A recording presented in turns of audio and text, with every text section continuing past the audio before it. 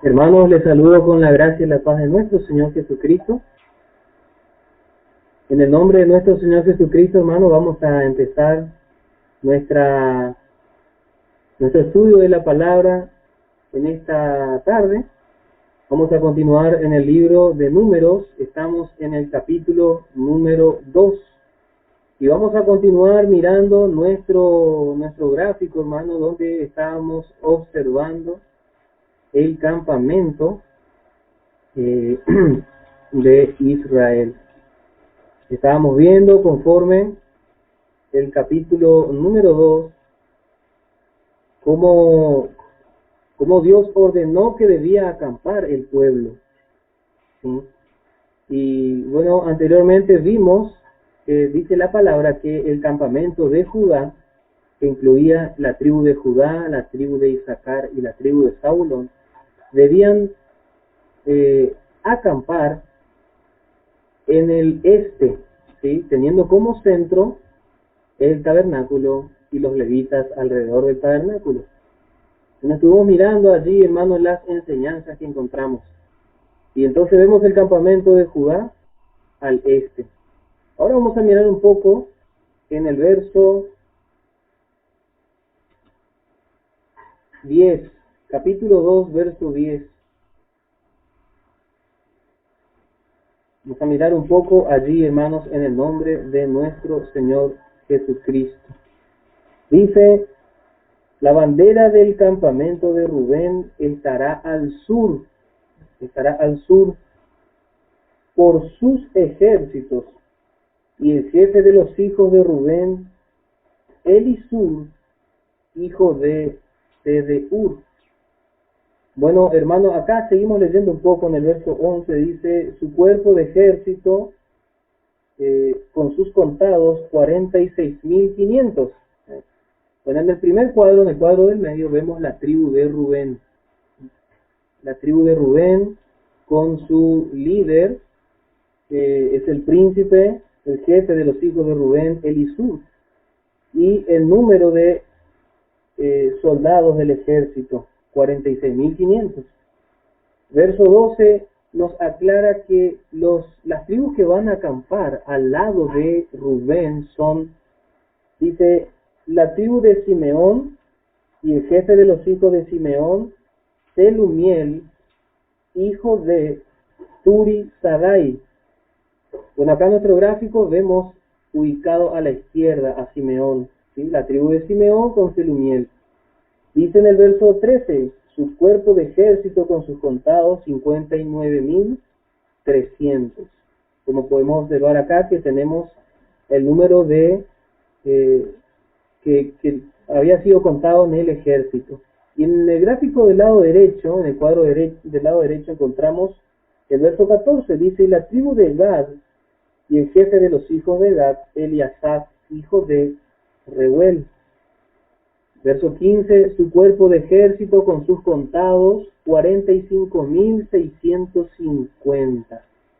Bueno, acá encontramos las tres tribus que componían el campamento de Rubén, ¿sí? Dice la palabra que este campamento tenía que estar en el lado sur, ¿sí? En el lado sur. Recordemos siempre, hermano, que nuestra ubicación de cada campamento tiene que ver, depende del tabernáculo, ¿sí? Del tabernáculo. Entonces el campamento de Rubén está al sur del tabernáculo. Vemos, hermano, cómo estamos en el este y ahora vamos hacia el sur. Vemos, hermano, un crecimiento como gira. Si usted puede notar, hermano, esto está totalmente trazado por Dios. Esta es la voluntad de Dios, así, de esta manera. Podemos ver que va siendo un crecimiento. La ubicación es conforme al movimiento de las agujas del reloj, o cómo avanza nuestro reloj, ¿sí? Y podemos notar, hermano, que esto nos muestra un crecimiento, un avance del De haber estado en el campamento de Judá, ahora nosotros pasamos al campamento de Rubén. Y habíamos dicho que la vida de tabernáculo, o el tabernáculo nos muestra al Señor Jesús como cabeza de la iglesia y como cabeza individual de cada hijo de Dios. ¿Sí? Habitar alrededor del tabernáculo nos muestra nuestra posición, ¿sí? Nuestra posición eterna en Cristo. Y la ubicación de cada campamento nos muestra nuestro estado espiritual. Pero vemos que si siempre dependemos de Cristo, del tabernáculo, vivimos conforme la palabra, como habíamos leído el último verso que dice que los hijos de Israel hicieron conforme todo lo que Jehová había mandado. ¿Sí? Si nos movemos así de esta manera, hermanos, vamos a vivir una santificación progresiva en nuestras vidas. ¿Sí? Cuando nos encontramos ahora, hermanos, acá en el campamento de Rubén. Y como habíamos visto ya, Rubén significa ver un hijo, ¿sí? Ver un hijo, ver aquí un hijo, ¿sí? Y en este caso, hermano, vamos a leer la carta de Pablo a los romanos, la carta del apóstol Pablo a los romanos. Vamos a mirar en el capítulo 8, donde nos muestra la vida del creyente lleno del Espíritu Santo, siendo lleno del Espíritu Santo, ¿sí? Guiados por el Espíritu Santo.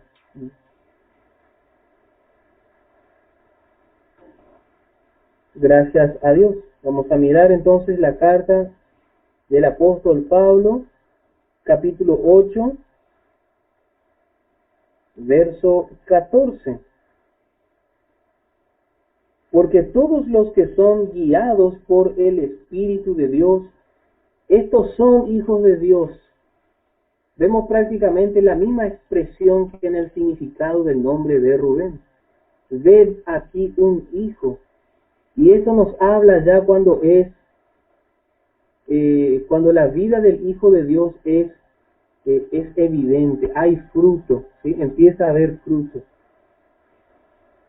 Y si notamos, hermanos, que comenzamos adorando y alabando en espíritu y en verdad, aprendiendo que hemos sido hechos hijos de Dios, como lo vimos ya, estudiamos en el primer campamento de Judá.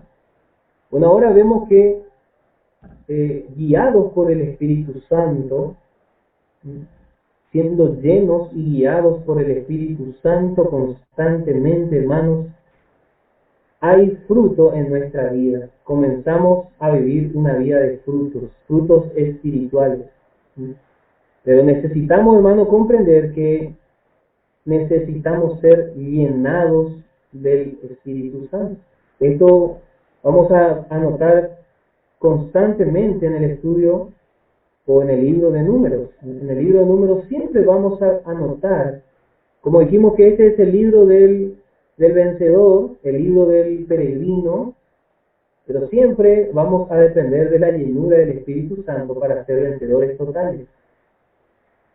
Y el príncipe de esta tribu que lidera este campamento es Elisur.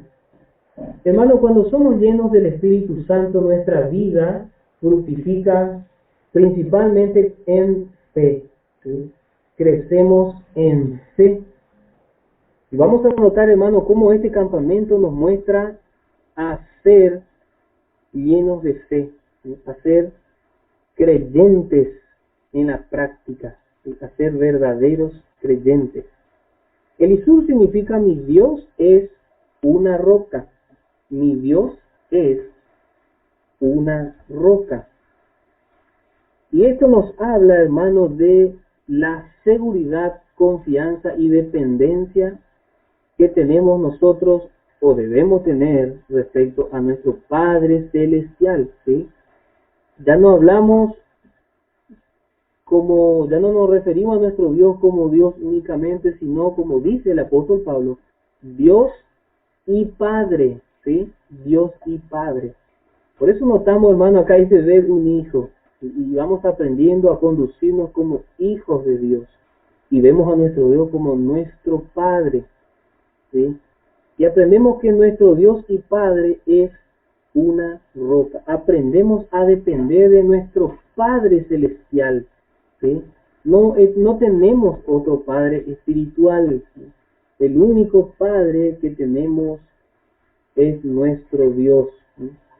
No vayamos a cometer el error de llamar Padre a un creyente, a uno que es nuestro hermano, ¿sí?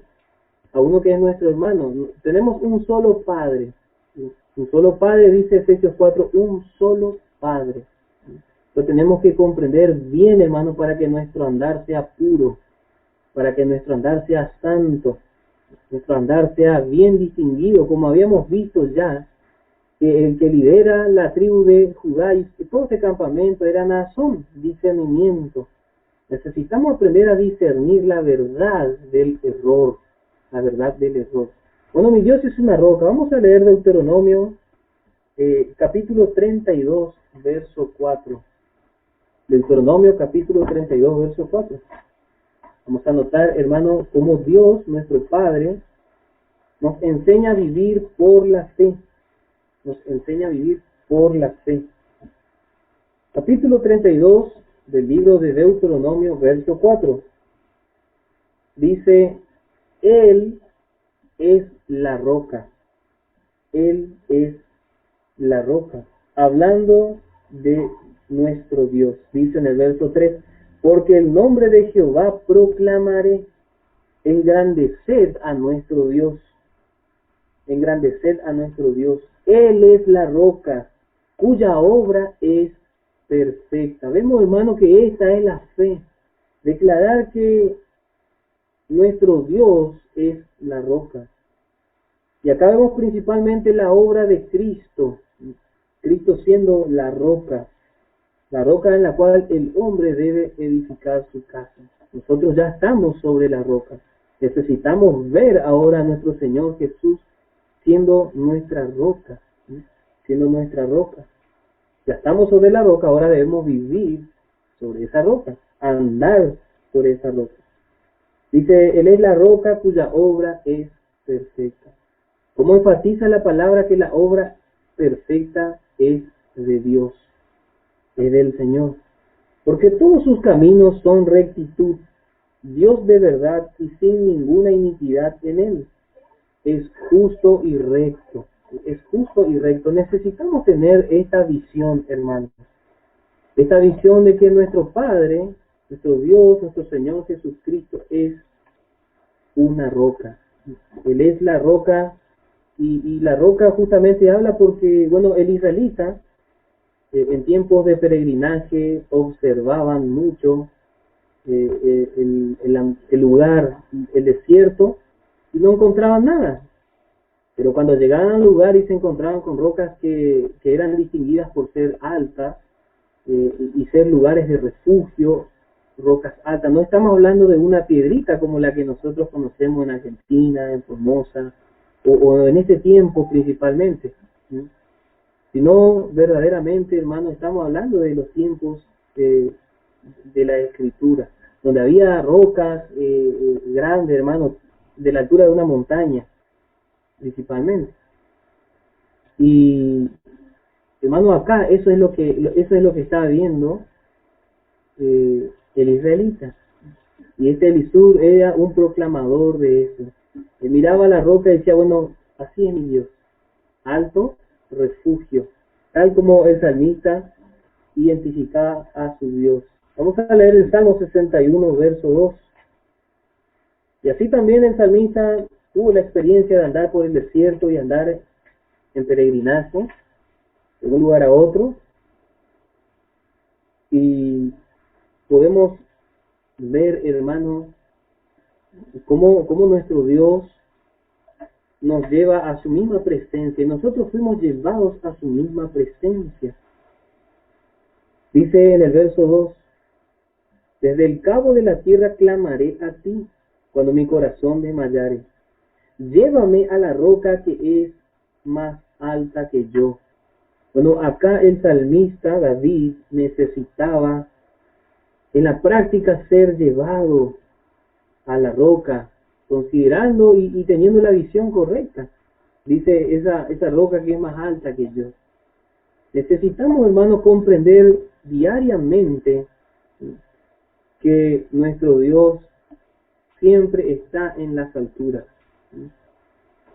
Solamente Satanás fue aquel que tuvo ese orgullo en su corazón y decir, yo seré igual a Dios. Bueno, así el anticristo también se presentará a su debido tiempo y se sentará, dice, como Dios y se hará pasar como Dios, se autoproclamará Dios. Y vemos que eso también está en la carne, hermanos. Vamos a ir viendo cómo la palabra nos enseña a andar en el Espíritu, ¿sí? Y dejar la carne, apartarnos de la carne, siempre, hermanos, ¿sí? Pero para eso, como dijimos, debemos aprender a pasar del campamento de Judá al campamento de Rubén, siendo llenados con el Espíritu Santo. Bueno, así, hermanos, cuando vamos creciendo en fe, hermanos, podemos decir, bueno, mi Dios es una roca. Él es mi roca, mi alto refugio. Mi alto refugio. Esto nos habla entonces, hermano, de la confianza que vamos teniendo al andar con nuestro Señor, caminando con el Señor, dando pasos de fe, siguiendo las pisadas del Señor Jesucristo.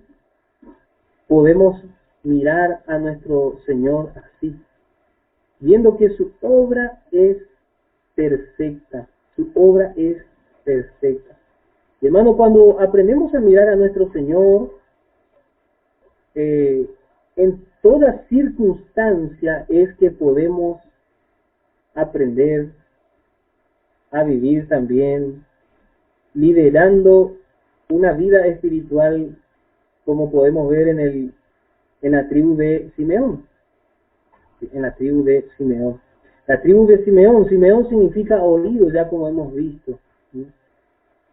Aprendemos a escuchar, ¿sí?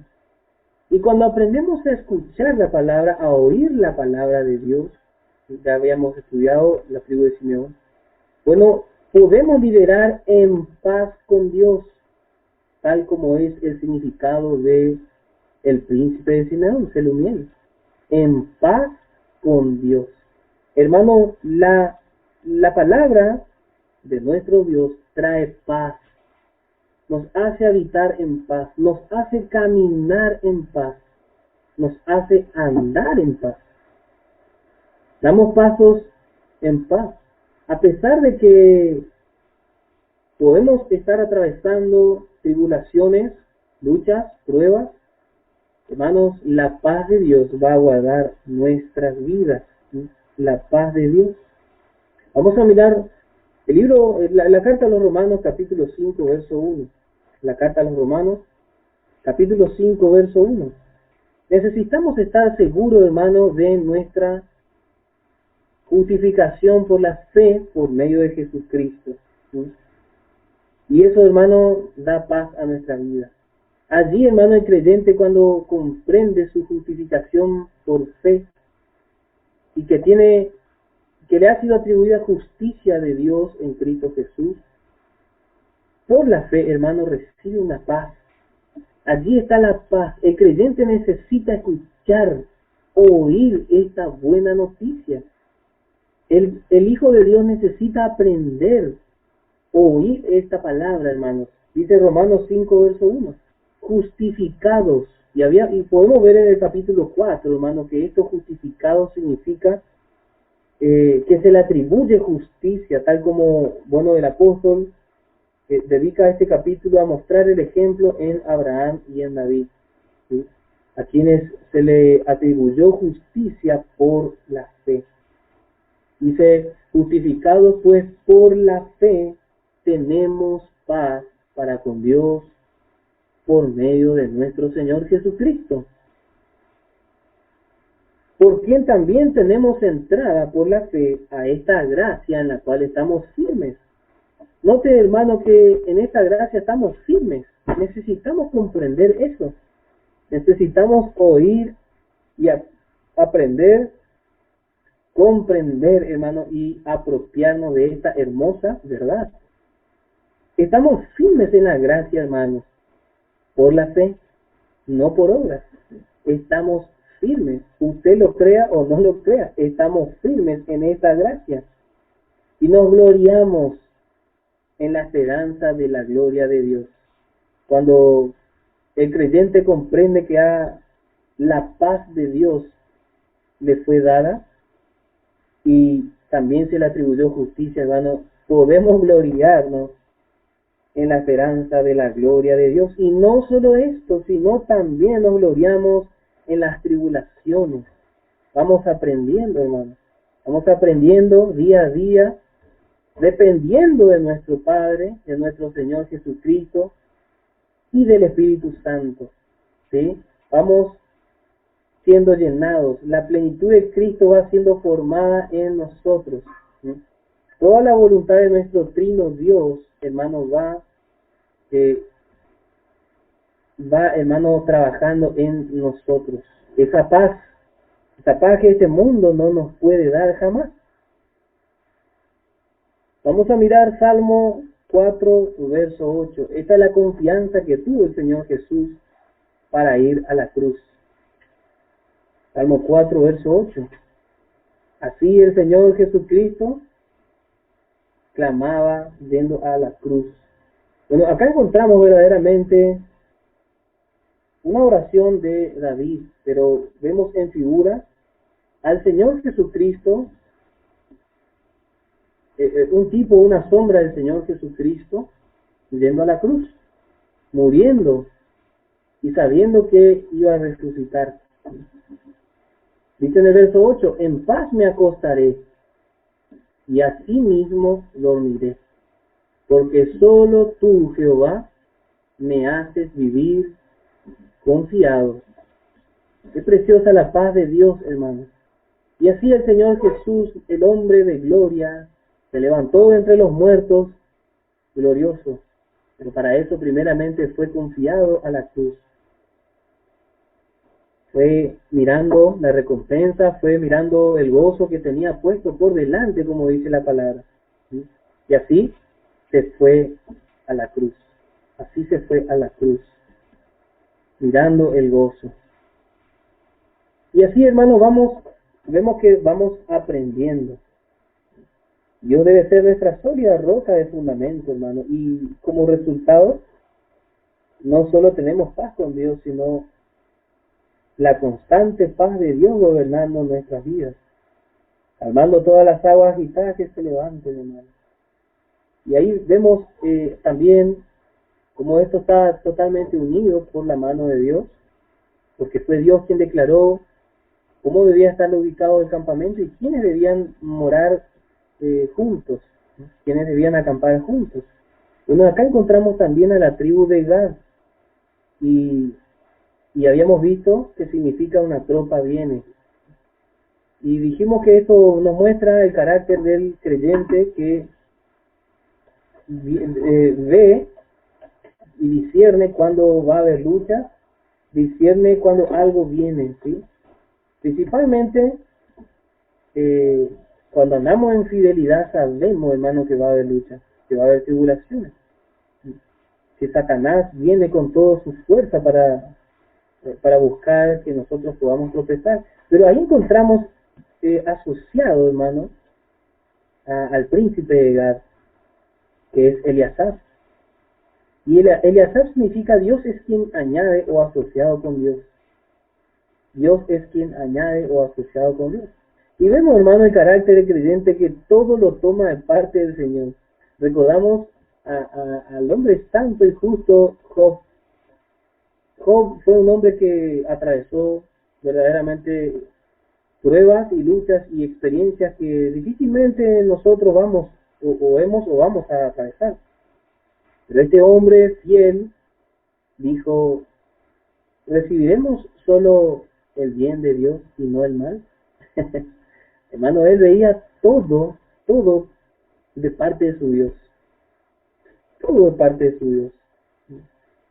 ¿Por qué? Porque el hombre de fe ve que lo malo que viene a su vida, Dios lo transforma en bendición.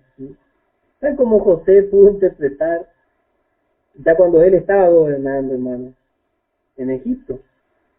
José pudo decir a sus hermanos, ustedes intentaron mal, ustedes hicieron mal contra mí, pero Dios lo usó para bien, ¿sí? Usó para bendición todo esto. Y vemos, hermano, qué paz que hay en el creyente que va siendo instruido en la palabra. Esta gracia de Dios, en verdad, hermano, es la que transforma nuestros corazones, transforma nuestro carácter, hace crecer nuestra fe y nos va formando al carácter de Cristo. ¿Sí? Vamos aprendiendo y vamos siendo formados igual al Señor Jesús, ¿sí? Porque vamos creciendo a través de la palabra y la obra del Espíritu Santo. Recuerda, hermano, que todo esto nos muestra la preparación de la esposa de Cristo, la preparación de la esposa de Cristo. Si usted puede mirar, hermano, este campamento, tenemos a todo el pueblo de Israel, y en el centro está la gloria de Dios. Allí está el santuario, la presencia misma de Dios, la presencia misma de Dios.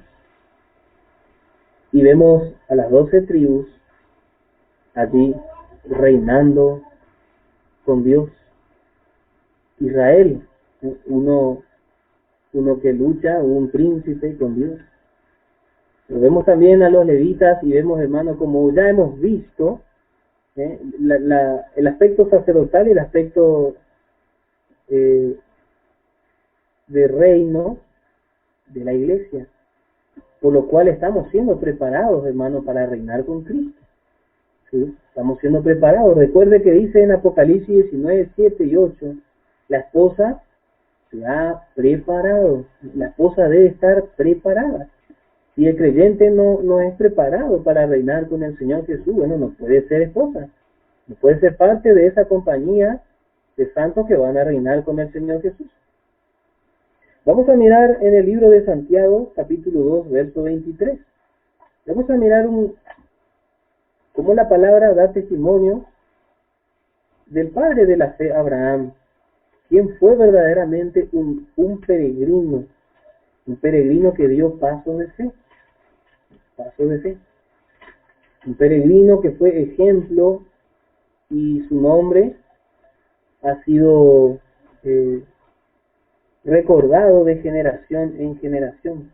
Capítulo 2, verso 23 de la carta de Santiago. Dice, y se cumplió la escritura que dice, Abraham creyó a Dios y le fue contado por justicia y fue llamado amigo de Dios.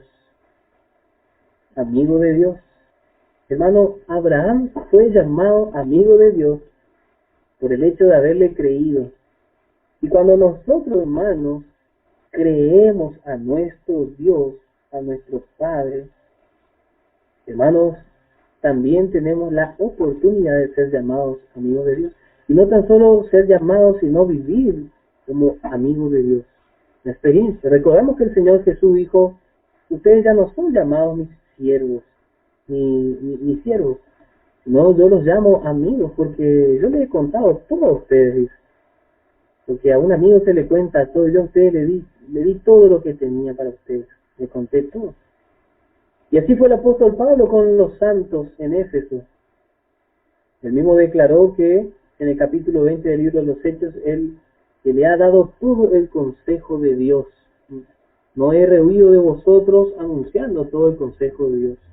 Necesitamos aprender todo el consejo de Dios, hermanos, también para, primero que nada, aprender que Dios es quien añade, y también para disfrutar una amistad con Dios, conociendo todos sus propósitos. Como dice el salmista, que en intimidad Dios revela sus secretos. ¿Sí? Bueno, dejamos el campamento de Rubén. Hermanos, y vamos a dar un paso al campamento de Efraín, que tenemos hacia el oeste. ¿Sí? Vamos a mirar nuestros puntos cardinales, ¿sí? Vamos a ir al oeste. Y en la escritura, como vimos en en la versión antigua la llama occidente. Bueno, para pasar del capítulo de Rubén, del campamento de Rubén al campamento de Efraín, vamos a mirar Filipenses capítulo 4, verso 10. Entonces dijimos que vamos creciendo en fe, siendo llenados por el Espíritu Santo, y va a venir la lucha. Va a venir la lucha, pero el creyente, hermano, tiene que aprender de la palabra, confiar en la palabra de Dios. Dice en Filipenses capítulo 4, verso 7. Habíamos visto, Simeón, su príncipe, era paz con Dios, ¿sí? Bueno, dice en el verso 7, capítulo 4, y la paz de Dios, que sobrepasa todo entendimiento, guardará vuestros corazones y vuestros pensamientos en Cristo Jesús. Tenemos mucha necesidad, hermano, de que la paz de Dios guarde nuestros corazones, guarde nuestros pensamientos en el mejor lugar que Dios ha dado, en Cristo Jesús, en el lugar eterno. Que nuestros pensamientos puedan estar rendidos a la eternidad de Cristo, ¿sí? A la cual nosotros también ya fuimos llamados. Y estamos disfrutando ya, hermanos, siendo preparados para vivir eternamente con el Señor, ¿sí? Y reinar con Él. Filipenses 4:7, hermanos, necesitamos que la paz de Dios, que sobrepasa todo entendimiento, necesitamos, hermanos, esa paz. Nosotros no podemos comprender, ¿sí? Si miramos a Job, muchas veces podemos mirar a los santos que se conducen en integridad. Muchas veces tenemos la oportunidad de aprender de hermanos que nos han antecedido, hermanos que están trabajando en la obra del Señor, hermanos de fe, que atraviesan luchas que nosotros podemos decir, bueno, ¿cómo hace el hermano para atravesar semejante prueba? Esto es inexplicable, yo no puedo comprender. Y bueno, es porque la paz de Dios, que sobrepasa todo entendimiento, guarda el corazón del santo, guarda el corazón de los hermanos, ¿sí? Pero cuando esa paz también llega a nuestra vida, bueno, nosotros no podemos explicar tal vez, hermano, pero lo creemos, porque es la paz de Dios, y somos guardados, y damos gloria a Dios. Vamos a mirar el ejemplo de los tesalonicenses. La iglesia en Tesalónica, hermano, fue un gran ejemplo para la iglesia primitiva, y todavía sigue siendo ejemplo para nosotros. La primera carta a los tesalonicenses, capítulo 1, vamos a leer desde el verso 6 al verso 10. Dice, y vosotros vinisteis a ser imitadores de nosotros y del Señor. Vemos, hermano, ¿de dónde podemos aprender? De nuestros hermanos mayores, de los santos que se conducen con fe, con integridad y que andan en la voluntad de nuestro Señor. Así fueron los tesalonicenses, imitaron al apóstol Pablo y los hermanos fieles, pero también al Señor, porque los hermanos fieles imitan al Señor, ¿sí? Así que nuestro centro es el Señor. Dice, recibiendo la palabra en medio de gran tribulación, con gozo del Espíritu Santo. Acá podemos ver el campamento de Rubén establecido en los corazones de los tesalonicenses. Tribulación, pero también el gozo del Espíritu Santo, ¿sí? El Espíritu Santo obrando en la vida de los santos. De tal manera que habéis sido ejemplo a todos los de Macedonia y de Acaya que han creído, porque partiendo de vosotros ha sido divulgada la palabra del Señor. Y vemos acá el ejemplo, hermanos, cómo fructificó la palabra en la vida de los tesalonicenses, de manera que se divulgó no solo en Macedonia, dice, y Acaya, sino que también en todo lugar vuestra fe en Dios se ha extendido, de modo que nosotros no tenemos necesidad de hablar nada. Vemos la palabra, hermano, cómo fructificó en los santos. La palabra corría y era glorificada, ¿eh? Por todos lados, hermano, la palabra iba corriendo.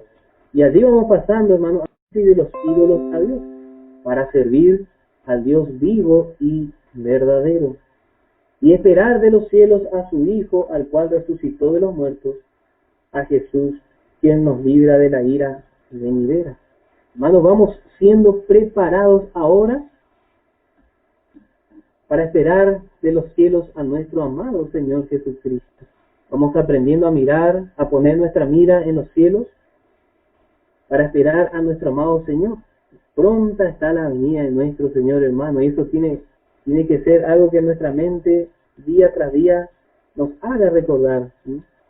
Debemos pedir al Señor, Padre, que tu Espíritu Santo me haga recordar diariamente la palabra que dice: he aquí yo vengo pronto, donde el Señor Jesús anunció que está pronta su venida, su regreso a buscar a su amada esposa. Gracias al Señor, pasamos al campamento de Efraín.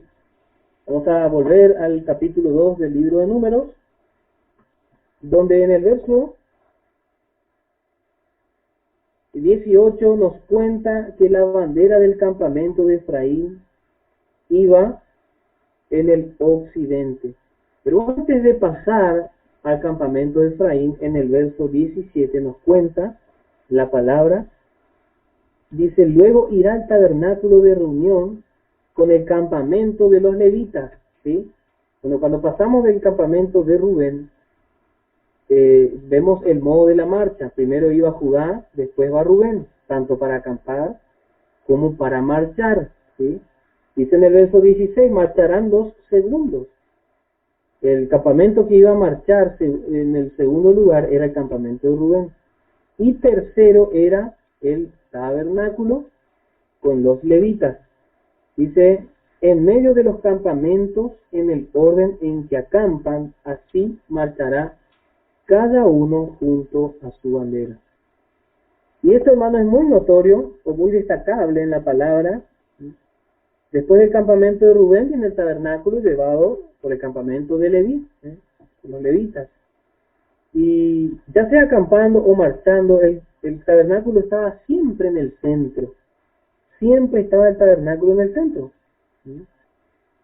Y del mismo modo, hermano, en nuestras vidas siempre debemos comprender que debemos depender del Señor, nuestra única cabeza. Un solo Señor, dice en Efesios 4. Un solo Señor hay, un solo Señor tiene la iglesia. Y hermano, vemos cómo esto es muy destacable, porque estamos estudiando cómo aprendemos a adorar a Dios en espíritu y en verdad, y estamos creciendo, estamos siendo guiados por el Espíritu Santo a conducirnos siempre. Es tan sabio nuestro Dios que incluso cuando ve que corremos un peligro de enaltecernos o creyéndonos algo que no somos, ahí viene y nos muestra a Cristo. Cristo es tu centro, Cristo es tu cabeza.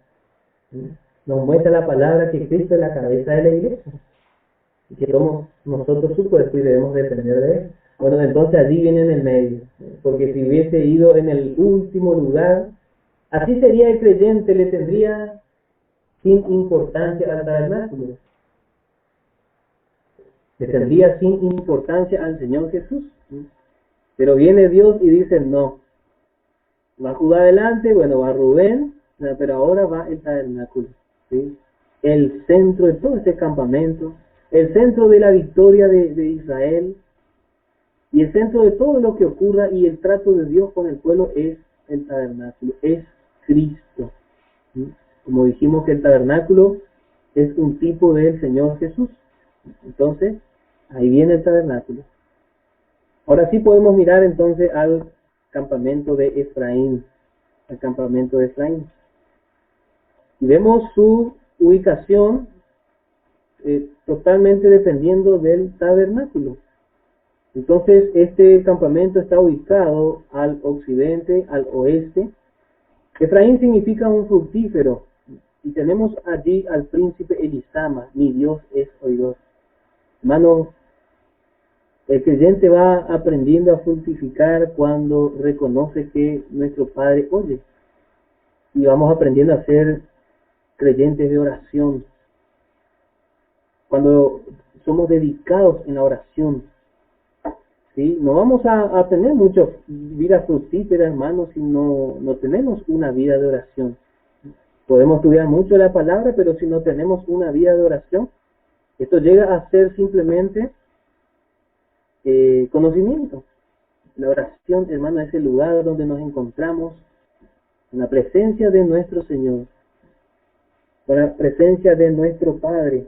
Vamos a mirar la primera carta de Juan, capítulo 5, los versos 14 al 15. Esta es la voluntad de Dios, hermano. Dad gracias en todo, orad en todo tiempo. Orad en todo tiempo. Capítulo 5 de la primera carta de Juan, verso 14 y verso 15. Y esta es la confianza que tenemos en Él, que si pedimos alguna cosa conforme a su voluntad, Él nos oye. Y si sabemos que Él nos oye en cualquiera cosa que pidamos, sabemos que tenemos las peticiones que le hayamos hecho. ¿De qué depende el verso 14 y verso 15? Del verso 13.